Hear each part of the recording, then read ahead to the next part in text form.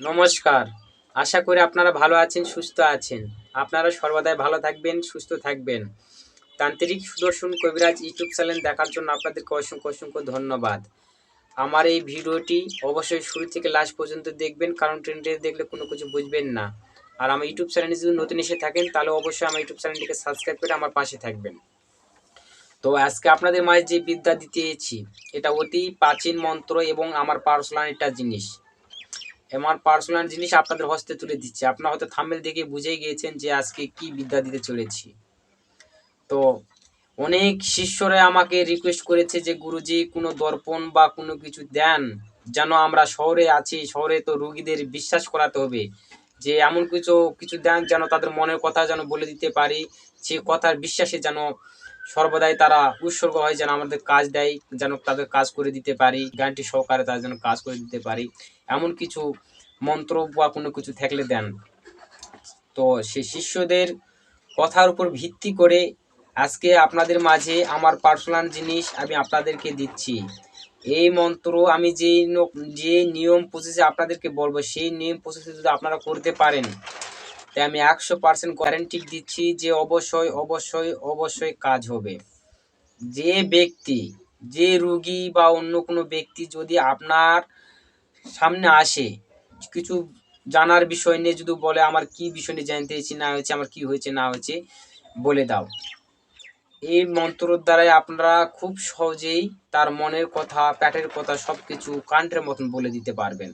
কি বিষয় নিয়ে জানতে চেয়েছে না আছে সব কিছু ডিটেল আপনারা বলে দিতে পারবেন, কি হয়েছে না হয়েছে কারেন্টের মতন। তো অবশ্যই ভিডিওটি ধৈর্য সহকারে শুরু থেকে লাস্ট পর্যন্ত দেখবেন। আর অবশ্যই আমার এটা পার্সোনাল বিদ্যা আপনাদের হস্তে তুলে দিচ্ছি। আমার থেকে অনুমতি, কমেন্টে অনুমতি নিয়ে কাজ করবেন, এই মন্ত্র সাধনা করবেন।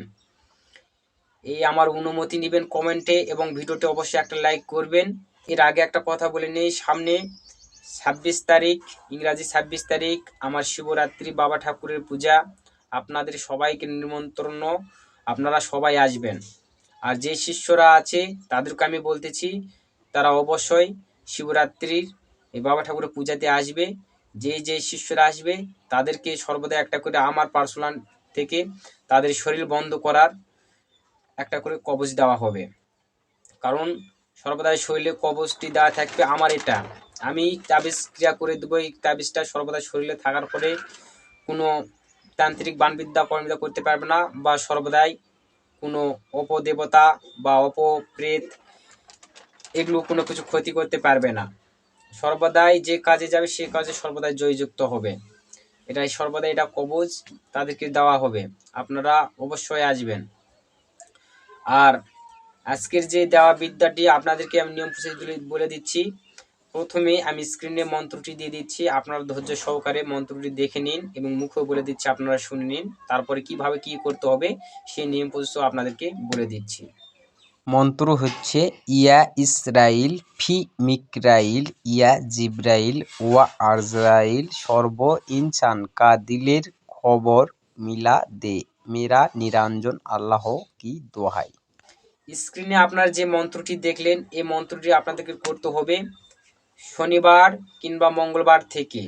আপনাদেরকে আবার বলছি, শনিবার কিংবা মঙ্গলবার থেকে, কিংবা পূর্ণিমার দিন থেকে, কিংবা অমাবস্যার দিন থেকে আপনারা এই মন্ত্রটি রুদ্রাক্ষের মালায় পাক পবিত্র হয়ে শুদ্ধ বস্ত্র পরিধারণ করে আপনারা পূর্বমুখ হয়ে বসবেন, নিরলা একটা ঘরে বসবেন, যেন ওই ঘরে 5 দিনের ভিতর কেউ যেন ঢুকতে না পারে, এবং যাতায়াত না যেন ওই ঘরে কেউ না করতে পারে।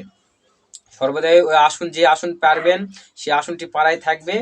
ওই আসন পাড়ার সময় সর্বদাই তার আগে আপনারা চান ধ্যান করে পরিষ্কার পরিচ্ছন্ন বস্ত্র পরে আপনারা ওই আসনের উপর বসে একদিকে আগরবাতি, প্রদীপ এগুলো জ্বালে দিবেন।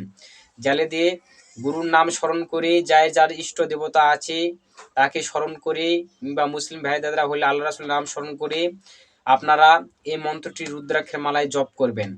কতবার জপ করবেন আমি আপনাদেরকে এটা বলবো না, কারণ আপনারা 5 দিনের ভিতর এই মন্ত্রটি জপ করে সিদ্ধি করে নিতে হবে 5555 বার।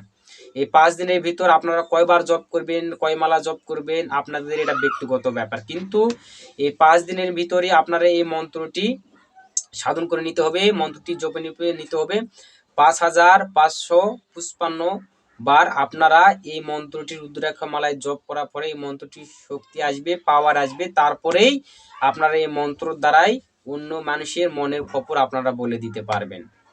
আপনারা 5 দিন এই মন্ত্রটি আপনারা সাধনা করুন।